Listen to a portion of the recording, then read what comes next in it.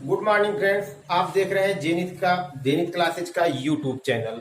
आज आप लोगों को डाइस का सेकंड वीडियो दिया जा रहा है। इस वीडियो में आप लोगों को टू फेज संबंधी पूरा का पूरा क्वेश्चन करा दिया जाएगा। शेष क्वेश्चन भी कुछ इसी वीडियो में करा दिए जाएंगे।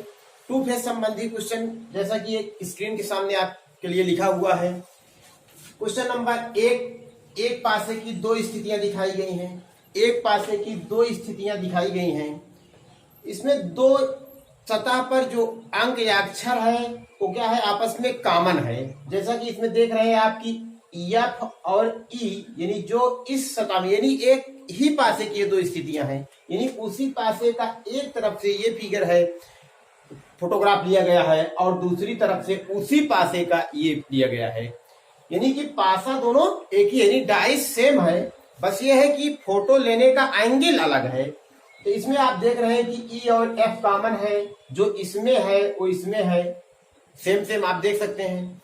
अब आप यहां पर इस चीज से बिल्कुल निश्चिंत रहें कि ये सेम सतह पर हो, ये समान सतह पर हो, ऐसा कोई आवश्यक नहीं है कि जो जैसे कि एफ और एफ, इधर ई और ई सेम तो है, यानी उभयनिष्ठ तो है, कॉमन तो है, लेकिन क्या है, अलग अलग सतह पर है। इससे कोई फर्क नहीं पड़ता है।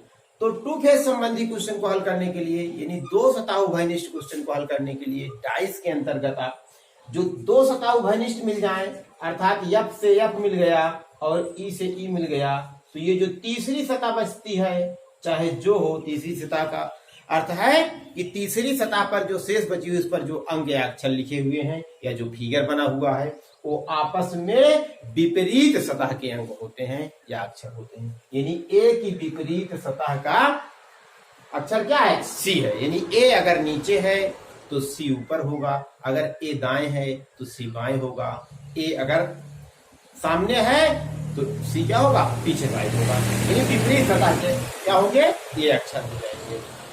इस प्रकार से आप नोट करके लिख सकते हैं कि यदि किसी पासे की दो स्थितियां उभयनिष्ठ हो, यानी कॉमन हो, यदि किसी पासे की दो सतह क्या हो, कॉमन हो, तो उन दोनों स्थितियों में से पासे की जो तीसरी सतह शेष बचती है, वे आपस में विपरीत सतह के अंक होते हैं। वे आपस में विपरीत सतह के अंक होते हैं, यानी ए और सी क्या है, आपस में विपरीत सतह के अंक।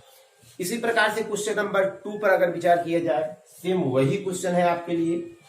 यहां पर आप देख सकते हैं एक पासे की दो स्थिति, क्वेश्चन इसी प्रकार से देगा परीक्षा में कि ये नीचे एक पासे की दो स्थितियां दिखाई गई हैं, नीचे एक पासे की दो स्थितियां दिखाई गई हैं, सतह 5 की विपरीत सतह का अंक बताइए, या सतह 3 ऊपर हो तो नीचे कौन सा अंक होगा। इस प्रकार से उसके पश्चात आपको 4 या 5 ऑप्शन दिए गए होंगे, उन्हीं ऑप्शन में आपको टिक करना होगा। तो आइए देखते हैं बच्चों। यहाँ पर अब आप सबसे पहले आप ये देखिए कि ये क्वेश्चन जो है, जो दिया गया है आपके लिए, क्या ये वन फेज कॉमन का क्वेश्चन है या टू फेज कॉमन का क्वेश्चन है। अगर ये वन फेज कॉमन का क्वेश्चन है तो उसे हल करने के लिए आपको पिछले वीडियो में बताया गया है, आप उसे जाकर के देख सकते हैं। रीजनिंग के लिए प्ले लिस्ट है, आप उसे खोलेंगे तो पूरा का पूरा वीडियो रीजनिंग से रिलेटेड आपको मिल जाएगा। और अगर टू फेज कॉमन का क्वेश्चन है तो आपको इधर बताया जा रहा है। यहाँ पर अब आप देख सकते हैं कि यहाँ पर 5 और 3 इस फिगर में, यानी कि पासे की जो पहली स्थिति दिखाई गई है, इसमें 5 और 3 क्या है, इसमें भी है, और दूसरे फिगर में भी 5 और 3 है। इस प्रकार से 5 और 3 क्या है, उभयनिष्ठ है। तो शेष बचा हुआ अर्थात 6, इस 2 का क्या होगा, विपरीत सतह का अंक होगा। 6 क्या होगा, 2 के विपरीत सतह का अंक होगा। तो 6 का विपरीत 2, यहां आप लिख सकते हैं 6 की विपरीत सतह का अंक 2 है। अगर आपसे कोई ये पूछे कि 5 की विपरीत सतह का अंक क्या होगा, तो 5 की विपरीत सतह का अंक क्या होगा, या कोई ये पूछे कि 2 की विपरीत सतह का अंक क्या होगा, तो आप इसका जवाब कैसे देंगे। अब यहाँ पर आपके लिए पूर्णतया क्लियर नहीं हो पा रहा है कि 5 की विपरीत सतह का अंक क्या होगा, क्योंकि एक पासे की दो स्थिति ही दिखाई गई है, दोनों स्थितियों में दो अंक क्या हैं, उभयनिष्ठ हैं। तीसरा अंक जो शेष बच रहा है विपरीत हो जा रहा है। शेष दो जो बचे हुए सतहें हैं जो इस फिगर में नहीं सामने आ पाई हैं, उनके बारे में क्लियर नहीं है। इसलिए 5 की विपरीत सतह का अंक, जो दो अंक या दो अक्षर नहीं दिख रहे हैं, उन्हीं में से कोई होगा। अर्थात इसमें कौन सा नहीं दिख रहा है, एक तो 4 नहीं दिख रहा है और दूसरा 1 नहीं दिख रहा है। यानी 5 का विपरीत या तो 4 होगा या फिर 1 होगा। अगर इधर 4 हो जाएगा तो इधर 1 होगा, फिर इधर 4 होगा। यानी कि अगर इधर 5 का विपरीत 4 होगा तो 2 का विपरीत 1 हो जाएगा। अगर 5 का विपरीत 1 होगा तो 2 का विपरीत 4 हो जाएगा। ये बात आपको क्लियर नहीं होगी, या तो ये होगा या तो फिर ये होगा। इस प्रकार से आपका जवाब होगा ऐसे क्वेश्चन के लिए। अब इसी क्वेश्चन में यानी डाइस से रिलेटेड ही टू फेस कॉमन से क्वेश्चन में 3 फिगर दे दिया जाए और तीसरे फिगर में प्रश्नवाचक का चिन्ह लगा दिया जाए। जैसा कि स्क्रीन पर है, 2 कंप्लीट फिगर देगा और तीसरे में प्रश्नवाचक लगा देगा और पूछेगा कि प्रश्नवाचक चिन्ह के स्थान पर कौन सा अंक भरा जाएगा। तो ऐसे क्वेश्चन को कैसे हल किए जाते हैं आइए देखा जाए।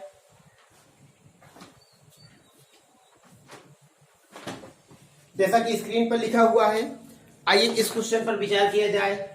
है टू फेस कॉमन का ही क्वेश्चन, टू फेस कॉमन का ही क्वेश्चन है, लेकिन तीसरा फिगर दिया गया है। इस तीसरे फिगर में प्रश्नवाचक का चिन्ह लगा हुआ है। अगर इस क्वेश्चन को हल करने के लिए जो तीसरे फिगर में प्रश्नवाचक चिन्ह लगा हुआ है, इस प्रश्नवाचक चिन्ह के स्थान पर कौन सा अंक भरा जाएगा, तो ऐसे क्वेश्चन को हल करने के लिए सर्वप्रथम हम क्या करते हैं, एक फिगर बना लेते हैं। अब जब ये फिगर कंप्लीट हो गया तो इसे क्या करते हैं, थोड़ा सा बढ़ा लेते हैं। यही वाला फिगर है जो उधर बढ़कर गया है। आइए अब विचार करते हैं। अब यहाँ पर आप देख सकते हैं कि पहली स्थिति और दूसरी स्थिति यानी 2 स्थितियां जो क्या है, बिल्कुल कंप्लीट हैं। 2 स्थिति जो बिल्कुल क्या है, आपस में कंप्लीट है। इस स्थिति को देख करके 5 और 2 क्या है, आपस में उभयनिष्ठ है यानी कॉमन है। तो शेष कौन सी स्थितियां बच रही हैं, 5 और 2 को छोड़ने के पश्चात कौन सी स्थिति शेष बच रही है, तो वो स्थिति जो 5 और 2 को छोड़ने के बाद शेष बच रही है वो 3 है और 6 है। क्या है, 3 है और 6 है। तो 3 और 6 जब विपरीत सतह पर हैं, यहाँ से टू फेस कॉमन का रूल अभी भी बताया गया कि जब 2 सतह उभयनिष्ठ बन जाए तो तीसरी सतह पर अंक जो शेष बचते हैं वे आपस में क्या होते हैं, विपरीत सतह के अंक होते हैं। तो यहाँ पर आप देख रहे हैं कि 3 और 6, इसमें 3 बचा हुआ है, इसमें 6 बचा हुआ है।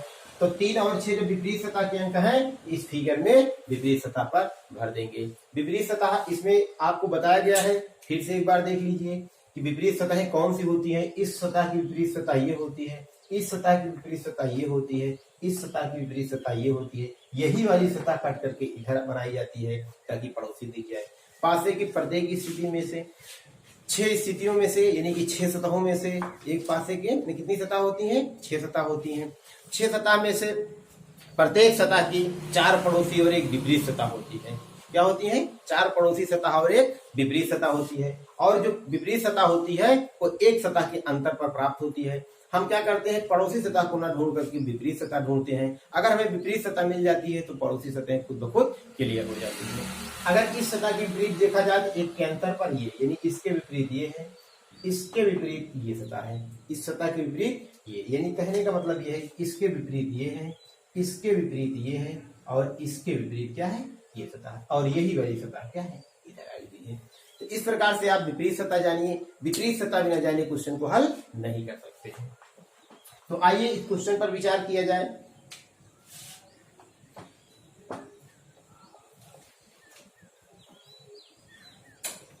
चलिए अब इस क्वेश्चन को हल करने के लिए सबसे पहले क्या देखते हैं, 2 और 5 उभयनिष्ठ है तो 3 के विपरीत 6 है, तो 3 के विपरीत 6 यानी 3 यहाँ डाल देते हैं और 6 यहाँ डाल देते हैं। अब आपके मन में एक बात आ रही होगी कि सर जी ने ऊपर और नीचे ही क्यों डाला, विपरीत सतह तो ये भी होती है। हाँ, कोई जरूरी नहीं है, आप कहीं भी 2 विपरीत सतहों पर डाल सकते हैं इन अंकों को। चलिए आगे बढ़ा जाए। अब जो बचे हुए हैं इन्हीं को बेस मानकर भर दिया जाएगा। अर्थात 3 को बेस मान के भरेंगे तो क्या मिला आपको, पहले 5 मिला, फिर क्या मिला, 2 मिला। पहले 5 मिला, फिर क्या मिला, 2 मिला। तो 3 को बेस मान के चाहे यहां से चाहे कहीं से भी आप भरना प्रारंभ कर सकते हैं। तो 3 को बेस मान करके मान लीजिए आप यहीं से भरना प्रारंभ करते हैं तो क्या हो जाएगा, 3 को बेस माना आपने और यहीं से क्या किया, आपको घूम गए। तो 3 के बाद पहले क्या मिला, 5 मिला, तो आप यहाँ पर 5 भर देंगे। उसके बाद क्या मिला, 2 मिला, तो आप 2 भर देंगे, कोई दिक्कत नहीं है। अब आप क्या करेंगे, इस वाले यानी दूसरी स्थिति से, यानी इसमें 6 कॉमन है, उस स्थिति से आप चेक करेंगे क्या ये जो भरा गया है ये इसे भी संतुष्ट करता है या नहीं करता है। तो 6 यहाँ पर है तो 6 को बेस मानकर चलेंगे, पहले 2 मिलेगा फिर 5 मिलेगा। यहाँ पर आप देख सकते हैं कि पहले 6 2 मिला फिर 5 मिला है। अब ये दो स्थितियां जो आपकी बची हुई हैं, आइए उस पर विचार करते हैं। बची हुई स्थितियों को यहां से भरने का प्रयास किया जाए कि 5 के पश्चात क्या मिलना चाहिए। 5 जब यहाँ भरा गया है, ये बात याद रहे कि भाई 5 यहाँ भरा गया है तो इसका मतलब ये हुआ कि 5 के बाद 1 है और 1 के बाद क्या है आपका प्रश्नवाचक है। 5 के बाद क्या है 1 है और 1 के बाद क्या है प्रश्नवाचक है। अब 5 के पड़ोस में जस्ट बगल में क्या है 1 है, तो 5 के तुरंत बाद क्या है 1 है और 1 के बाद क्या है प्रश्नवाचक है। इसका मतलब यहाँ पर क्या होगा आपका, यहाँ पर आपका 1 होगा, इसके तुरंत बाद ये प्रश्नवाचक है। इसका मतलब यही आपका क्या हो जाएगा आंसर हो जाएगा।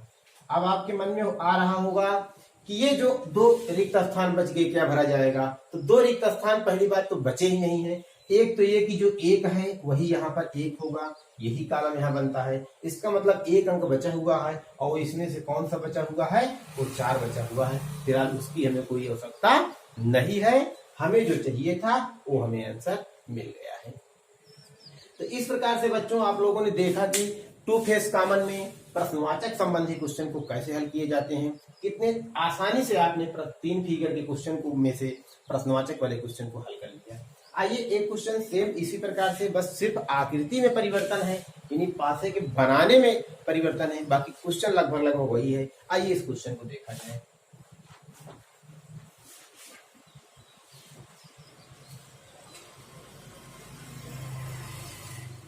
इसमें भी स्थिति वही है कि एक पासे की 3 स्थितियां दिखाई गई हैं, 2 स्थितियां पूर्ण है और तीसरी स्थिति क्या है प्रश्नवाचक लगा हुआ है। उस प्रश्नवाचक चिन्ह के स्थान पर कौन सा अंक भरा जाएगा। तो आइए देखा जाए, क्वेश्चन भी इसी प्रकार से परीक्षा में पूछा जाएगा। एक पासे की 3 स्थितियां दिखाई गई हैं, प्रश्नवाचक चिन्ह के स्थान पर कौन सा अंक भरा जाएगा। तो देखते हैं, पहली स्थिति और दूसरी स्थिति क्या है पूर्णतः कंप्लीट है। पहली स्थिति और दूसरी स्थिति क्या है पूर्णतः कंप्लीट है। इसमें देखा जाए तो 5 और 2 क्या है उभयनिष्ठ है। क्या है 5 और 2 क्या है आपस में उभयनिष्ठ है। तो ऐसा करते हैं कि एक फिगर बनाते हैं और उस फिगर में 5 और 2 को क्या करते हैं फिलअप कर देते हैं। ये स्थिति बन गई फिगर की।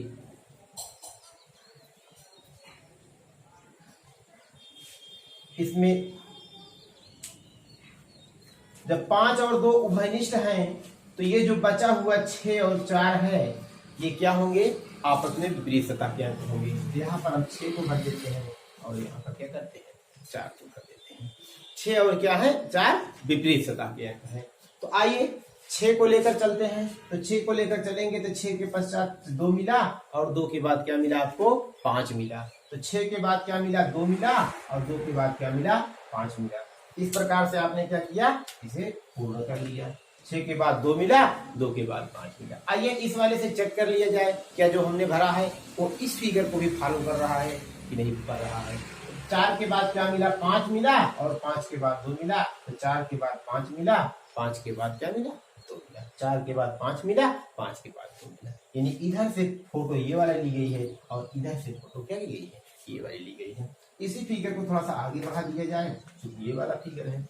आइए उधर देखा जाए तो 3 से अगर हम पकड़ते हैं इसे तो 3 के बाद 6 मिलता है और 6 के बाद क्या मिलता है प्रश्नवाचक मिलता है। लेकिन आप देख सकते हैं कि भाई 3 को लेकर के आप फिलअप नहीं कर सकते हैं क्योंकि इस दिखाई गई आकृति में 3 हमें दिख ही नहीं रहा है।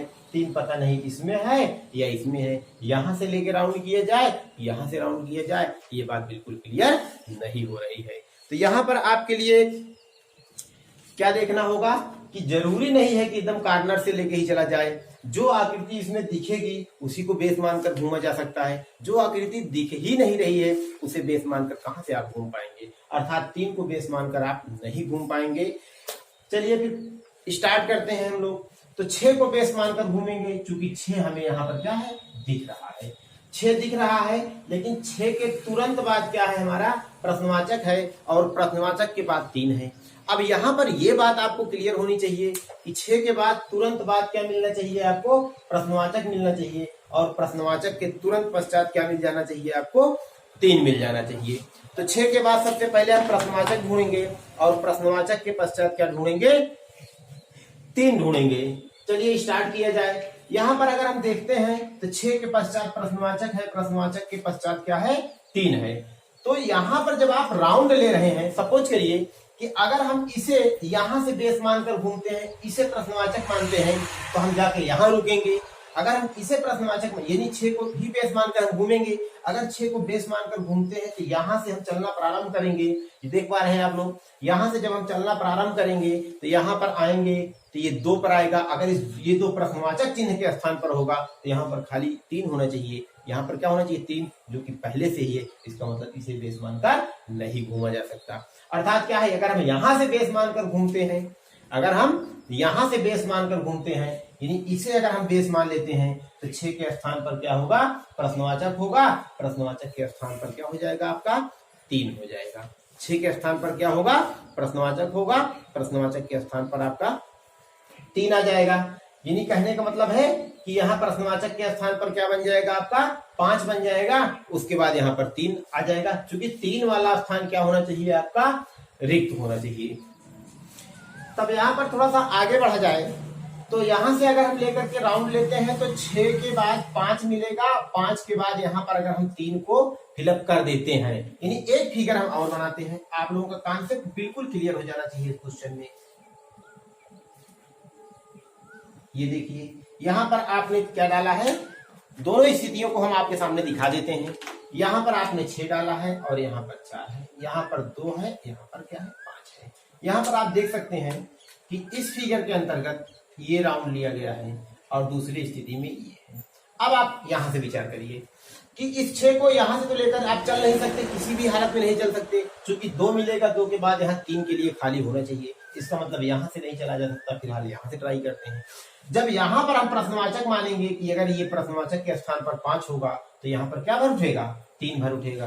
क्या आ जाएगा 3, इसका मतलब 5 के स्थान पर प्रश्नवाचक हो सकता है। क्या हो सकता है 5, क्या हो सकता है यहाँ पर 5 हो सकता है। क्योंकि 6 के बाद क्या है प्रश्नवाचक, उसके बाद 3 है, 6 के बाद आप देख रहे हैं ये प्रश्नवाचक होगा, ये 3, यानी 3 वाला स्थान खाली होना चाहिए। क्योंकि 3 नया अंक है इसमें से, उसके लिए खाली स्थान होना चाहिए।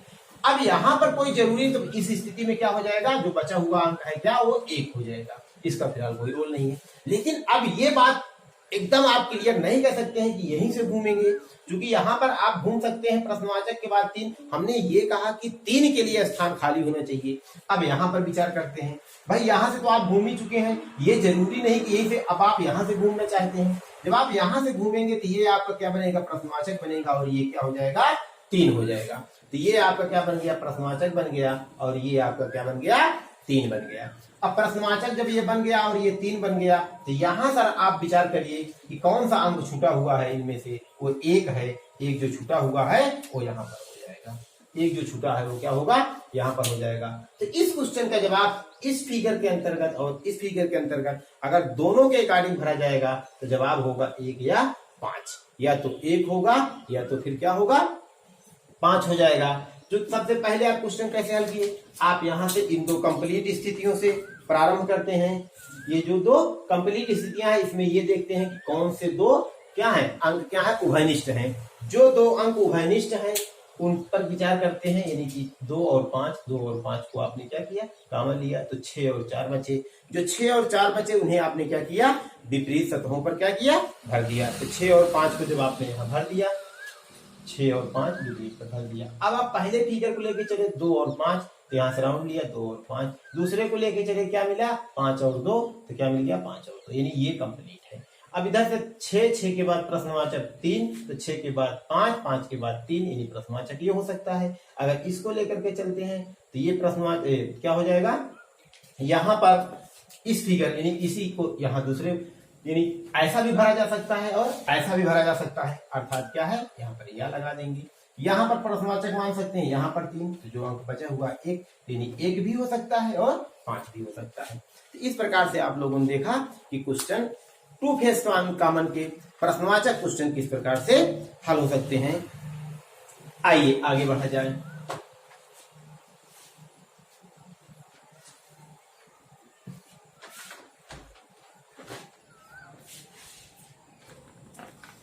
आइए बच्चों अगले क्वेश्चन की ओर बढ़ते हैं। जैसा कि फिगर आपके सामने दिख रहा होगा, ये अलग प्रकार का फिगर है, डाइस के फिगर से कुछ हट करके फिगर बनाया गया है। ऐसे क्वेश्चन में कहा गया है कि ये पासे की स्थितियां दिखाई गई हैं, इसमें यानी रेड के विपरीत क्या पड़ोसी सतहों के अंक बताइए। यानी कि ये जो रेड दिख रहा है आपके, इसके दाईं तरफ और इसके बाईं तरफ कौन सा कलर भरा जाएगा। ऑप्शन आपके लिए मौजूद है, दाईं तरफ और बाईं तरफ के दो कलर दिए गए हैं, पीला नारंगी, पीला नीला, बैगनी पीला और बैगनी नारंगी। इस प्रकार से आप 4 ऑप्शन आपके लिए मौजूद है। आइए विचार किया जाए कैसे हल होगा। 2 कंप्लीट फिगर दिए गए हैं और एक ये क्या है, अनकंप्लीट है। इसी में लाल यानी ये रेड है, इसके इस वाली सतह पर और इस वाली सतह पर कौन से रंग भरे जाएंगे, ऑप्शन आपके लिए मौजूद है। चलिए विचार किया जाए। यहाँ पर जो 2 कंप्लीट स्थितियां दिखाई गई हैं, इसमें से इस पर कोई रंग नहीं है, इससे कोई मतलब नहीं होगा, इसे हम बिल्कुल छोड़ देंगे। अब इस वाले पर यानी जिन सतहों पर आपको कलर दिया गया है, इस पर विचार किया जाएगा। अब आप ये देख सकते हैं कि इसमें यहां से यहां तक यानी इस फिगर में और इस फिगर में, यानी ये फिगर एक ही है, उसे राउंड लेकर के फोटो खींचे गए हैं। तो इसमें और इसमें आप ये देख रहे हैं कि ब्लू यानी नीला इस सतह पर भी है और नीला यानी इस फिगर में भी फोटो लेते समय नीला आ गया है और इसमें भी फोटो लेते समय नीला आ गया है। तो जो ये 6 स्थितियां दिखाई गई हैं, इन 6 स्थितियों में से अगर विचार किया जाए तो नीले की ये स्थिति देखिए, एक सतह हो गई है, दूसरी ये, तीसरी, चौथी, 5वीं और 6 सतहें हैं। तो 6 सतहों में एक दो सतहों पर ये क्या है, पीला और क्या है, नारंगी तो इधर दिख रहा है, और इधर साइड में यानी ये वाली सतह और ये वाली सतह जो छुपी हुई है, उसमें से ये इधर से दिख रहा है हरा और बैगनी। यानी क्या है, ये यहाँ पर ग्रीन होगा और यहाँ पर क्या होगा, बैगनी होगा। अब इधर से देखा जाए तो 5 सतहों पर रंग भरे जा चुके हैं, एक 6वीं सतह बची हुई है और एक रंग आपके पास जो बचा हुआ है वो रंग आपके पास क्या है, लाल है। तो यहाँ पर आपका क्या होगा, रेड भर उठेगा। अब इस फिगर ये कंप्लीट हो गया, इसकी 6 सतह पर कलर आप भर चुके हैं, आप उसी को यहाँ पर लाके रख देंगे। यहाँ पर आप देख सकते हैं कि रेड है यानी लाल के एक तरफ क्या है, बैगनी है, दूसरी तरफ क्या है, नारंगी है। तो क्या है, बैगनी है और दूसरी तरफ क्या है, नारंगी है। चौथा विकल्प आपके लिए मौजूद है, इसमें क्या होगा, चौथा सही हो जाएगा। यानी इन 2 फिगर को देख करके पूरी स्थिति कंप्लीट कर लेंगे और पूछे गए प्रश्न का जवाब हम लोग दे देंगे। अब इसे बच्चों बचा हुआ है आपके लिए नो फेस कॉमन का क्वेश्चन। नो फेस कॉमन से बहुत ही कम क्वेश्चन परीक्षाओं में पूछे जाते हैं। नो फेस कॉमन में अगर आकृति आपके लिए दिखाई गई है तो उस आकृति में क्लियर नहीं हो पाता है कि कौन सा विपरीत सतह का अंक होगा, नो फेस कॉमन। अब एक पासे की 3 स्थितियां एक पासे की 2 स्थिति दिखाई गई है और इसमें क्या है कि कोई भी सतह उभयनिष्ठ नहीं है। ये स्थिति ए है और ये स्थिति बी है। इसमें आपके लिए यहाँ पर 5 रख दिया जाए, यहाँ पर 6 रख दिया जाए, यहाँ पर क्या 3 रख दिया जाए, यहाँ पर 1 रख दिया जाए, यहाँ पर क्या रख दिया जाए, यहाँ पर 4 रख दिया जाए और यहाँ पर क्या 6 रख दिया जाए और यहाँ पर 2 रख दिया जाए। इस प्रकार से आप देख सकते हैं कि पासे की 2 सतहों यानी 2 पड़ोसी सतहों का योग 7 है, अर्थात 6 1 7 4 3 7। तो ये बात तो एकदम क्लियर हो गई कि ये कौन सा पासा है, नॉन स्टैंडर्डाइज है, अर्थात साधारण पासा है। जब साधारण पासा है, कोई भी सतह उभयनिष्ठ नहीं है, तो आपके पास जो रूल मौजूद है 1 फेस कॉमन 2 फेस कॉमन, पूरे रूल यहाँ पर काम नहीं करेंगे। अर्थात अब आपसे पूछ रहा है कि 6 की विपरीत सतह का अंक बताइए, तो 6 की विपरीत सतह के अंक कौन से होंगे। अब 6 की विपरीत सतह के अंक इनमें से कोई भी हो जाएंगे, 5, 4 या 3 हो जाएंगे। 2 की विपरीत सतह के अंक क्या होंगे, 4, 5 या 3 होंगे। और 1 की विपरीत सतह के अंक क्या हो जाएंगे, 3, 4 या 5 होंगे। तो इस प्रकार से आप नो फेज कॉमन के क्वेश्चन को हल करेंगे, जो परीक्षा दृष्टि से बहुत उपयोगी फिलहाल नहीं है।